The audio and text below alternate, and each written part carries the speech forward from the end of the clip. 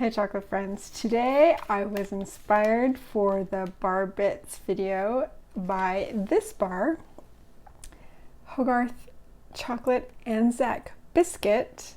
It's a 53% cacao bar, and I was inspired to talk about Anzac biscuits. One of the things that I really love about chocolate is how that you can relate it to pretty much almost anything, like chemistry, physics, history, art, food sciences, culinary history, you name it, I could probably find a bar to relate to it. I've even found a bar to relate to Egyptian history, even though they didn't even eat chocolate. So this is one of the fun things that I like, and I went down a real rabbit hole with this one. So if you are not from Australia or New Zealand, or have not visited places in the world that are related to these events, you may not know what Anzac means. Anzac is a term that came about during the First World War when army troops from New Zealand and Australia trained in Egypt, and it stands for Australia and New Zealand Army Corps. In Australia and New Zealand, there's April 25th is a national day of remembrance to remember these troops that served valiantly in World War I. Originally, the term came about in remembrance of the Australian and New Zealand troops that landed at Gallipoli, which is now in Turkey. It was an area, I'll put a map up here, it's an area that a water access that was very important to British and Commonwealth troops as they tried to get to what was then Constantinople and is now called Istanbul, and then into Russia. So the area is referred to as the Dardanelles. I've actually been to Gallipoli and saw what the troops endured, and it was quite horrific, and it's quite this historical site to visit if you ever get the chance. So this was the Dardanelles campaign at Gallipoli, occurred in 1915 to 1916, so January 1915 to February 1916. Now, what does this have to do with chocolate? What does this have to do with biscuits? Now, in Australia, or in the Commonwealth, kind of in general, not all Commonwealth countries, but you'll know if you've ever watched the Great British Baking Show that biscuits and cookies mean different things if you're in North America versus Britain or Australia. Although this is quite an iconic national food in both of those countries, its history is crazy insane. Like how I read the culinary history on this and how they trace it back by ingredients included, they trace it back by methods of how it's made. They use published cookbooks, newspapers, handwritten recipe books from families, so it's just crazy how they trace this back. But here are the key ingredients in an Anzac biscuit as we know it today. So the key ingredients that they would trace were flour, sugar, butter, baking soda or bicarbonate of soda, and the two indicator ingredients are rolled oats and this ingredient that if you're in North America you may also not know about, Lyles golden syrup. This sucker actually holds a Guinness Book of World Records for the oldest branding and packaging. In 1883, they've been using this branding and packaging. So crazy. So an Anzac biscuit, so I made some of my own using a recipe that was a traditional recipe, but with coconut. So here's what an Anzac biscuit looks like. They're kind of hard. They're not a soft, chewy cookie. They're not a cookie. I'm not supposed to call them a cookie. They're a biscuit. They're a little bit harder than, say, like a chocolate chip cookie, but there is a bit of controversy there as well. So they were originally associated with Anzacs because people thought that they sent them over to support the troops. It was a treat that you would send in care packages. They had key ingredients that they were found in the cupboard, and they were easy to make, and they had no eggs, which meant that they had a shelf life that could handle the 2-3 months mailing all the way from Australia to get to Turkey. That's a long voyage, even if it's a fast trip on a ship. So those were the things. The binding agent is the Lyles golden syrup instead of the eggs. So there's some myths that I went down a big rabbit hole. I read this whole book about Anzac biscuits by an Australian culinary historian. Myth number 1, they're based on Scottish oat cakes. Based on the recipe, how it's made, one of the key ingredients if you've ever made Anzacs is that you take boiling water, you put the sugar in and the baking soda in, and you kind of make almost a sponge toffee before you put the dry ingredients in. And this is called the melting method, which is a key indicator of how they determined the origin of the recipe.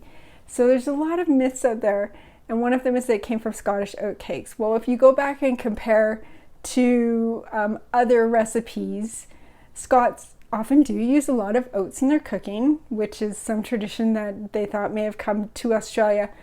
But their recipe itself and ingredients are closer to either ginger cookies, or what we would call gingerbread cookies, or something called parchments, which are made the same way with the melting method and with the same ingredients. But as I was reading this in the culinary history, cities in the UK often said, like, this is a Yorkshire parkin and this is a Birmingham parkin. I don't know. They often named the cookie after their own city, and so it became like this different recipe, and it was weird. And boy, am I glad I'm not a culinary historian. So probably not from Scottish oat cakes, probably more from parkins or gingerbread cookies, more similar to that. The second myth that she addressed in her book, her name is Alison Reynolds, if you want to read, if you're crazy like me and want to read into this history, was that Anzac biscuits were the same as hardtack. That is not true. Hardtack was completely different than Anzac biscuits. There was something called an Anzac wafer, but that was also different from an Anzac biscuit. The Anzac biscuit that we know as it is now that biscuit recipe did not become associated with the term Anzac until after World War I. It would have been called a biscuit, but it went by many other names, like a munchie or a nutty or a rolled oat crispy or a surprise biscuit or a rolled oat biscuit, or sometimes even brownies, which is something totally different today. So Anzac wafers and hardtack were not the same as Anzac biscuits. This goes into some difficulty that they had tracing the historical evidence that it was actually sent to soldiers, because it didn't have that name attached to it. So they can't find a lot of hard evidence to say that they received Anzac biscuits per se. There are 1 or 2 letters that soldiers wrote home saying that they did receive biscuits, asking if they were homemade. And there's some anecdotal evidence from like grandmothers telling grandchildren that they remember making biscuits with their mother to send overseas, and this was the biscuit recipe that they used. So that's another thing. Hardtack is not the same as Anzac biscuits, although I have had Anzac biscuits that are very, very hard. One of the other myths that she addresses in this book is who did it first, Australia or New Zealand. Australia and New Zealand also has this with another food, pavlova, where who did it first. So that's sometimes a debate there.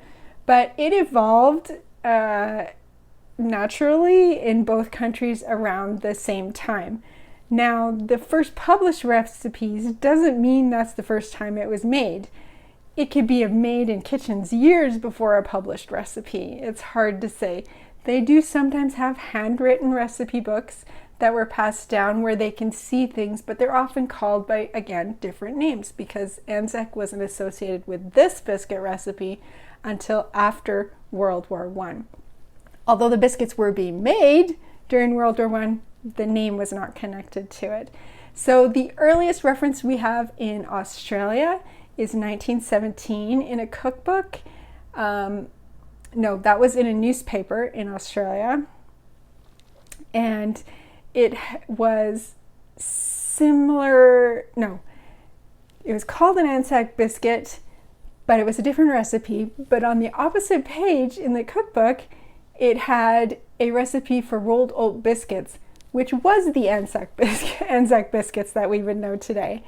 But then in 1915 in New Zealand, you have something called an Anzac cake, which is not exactly similar to an Anzac biscuit. In 1917 in New Zealand, you have something similar to a modern Anzac biscuit, but called a different name. In 1919, there is something in New Zealand called an Anzac crispy, which is the same recipe. So I don't know that it's that important who did it first, but this is a thing that happens between Australia and New Zealand. Now, the inclusion of coconut can also be a little bit controversial. Coconut, there's no written record of coconut being included until after 1925, which is a good decade after the Dardanelles campaign. That doesn't mean it wasn't happening. That just means there's no written record of it until after 1925. And that is one of the ingredients in this one. So it's oat and coconut. Let's see, what else do I want to tell you? One other thing that's a little bit controversial is chewy versus crunchy. Should your Anzac biscuits be crunchy versus chewy?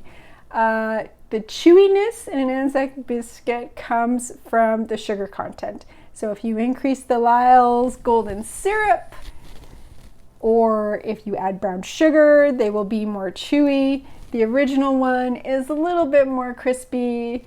All kinds of people add things into them now. There are laws. Anzac biscuit is a protected term in Australia and New Zealand.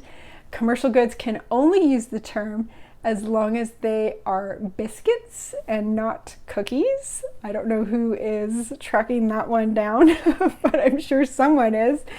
It's an important term. It's an iconic national food. It's an important thing to Australians and New Zealanders. The Department of Veteran Affairs in Australia said calling an Anzac biscuit a cookie is un-Australian. So this is a really iconic food. I'm going to quote from the author. She says, "I can't think of another food that has come out of the vagaries of war that we still make and bake today. The biscuit connects us to our past." If you were not from Australia and New Zealand, you probably wouldn't know the importance of the Gallipoli campaign to their national history and their national story. So I'm going to open this one up. This one has, I'm not going to taste it today. I'm just going to show you the bar because Hogarth has a beautiful mold. This one has cocoa solids, 53%. It's got sugar, brown sugar, oats, milk powder, desiccated coconut, butter, lecithin. So it's, they have a gorgeous package, beautiful package, the beautiful boat drawing. I did another video on Hogarth. I'll link it up here that you can look at, but I just want to show you this bar, how beautiful their, make sure I got it right side up, how beautiful their mold is. Look at that mold, isn't it gorgeous? With the waves and the relief. It's not flat. I don't know if you can see that on the camera. It's got some depth to it. If I break it, so the coconut and the oats are ground into the chocolate. It's not as an inclusion. Oops, my fingerprints on there. So it would be fun to have it as an inclusion, but it is in the spirit of Anzac biscuits. And so I'm going to have a biscuit, Anzac biscuit, with my Hogarth chocolate and enjoy the history behind those two items. Thanks for joining me today. I hope you found that interesting. I find things like this super interesting. I go down rabbit holes like this all the time. I'm excited that you guys come along with me for the journey. If you have any comments or questions, or did I get something wrong about history, leave it down in the comment section and I will get back to you. Thanks for joining me, and I'll see you next time.